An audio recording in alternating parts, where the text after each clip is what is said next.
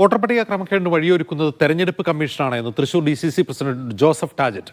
തദ്ദേശ തെരഞ്ഞെടുപ്പ് വോട്ടർ പട്ടികയിലും ക്രമക്കേട് നടക്കാൻ പോവുകയാണ്. പല പഞ്ചായത്തുകളിലും ചെറിയ വോട്ടുകളുടെ വ്യത്യാസത്തിലാണ് ഭരണം അറിയുക. ഇലക്ഷൻ കമ്മീഷന്റെ പുതിയ സോഫ്റ്റ്വെയർ പരാജയമാണെന്നും ജോസഫ് ടാജറ്റ് കുറ്റപ്പെടുത്തി.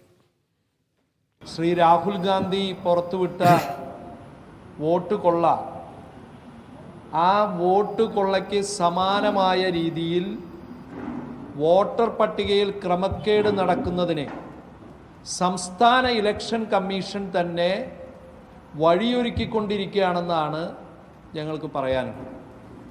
ഇവിടെ ഇപ്പോൾ തദ്ദേശ സ്ഥാപനങ്ങളിൽ നിന്നും ഇപ്പോഴത്തെ ഈ റിവിഷൻ കഴിഞ്ഞ് പുറത്തിറങ്ങാൻ പോകുന്ന വോട്ടർ പട്ടികയിൽ വലിയ രീതിയിലുള്ള ക്രമക്കേടാണ് നടക്കാൻ പോകുന്നത്.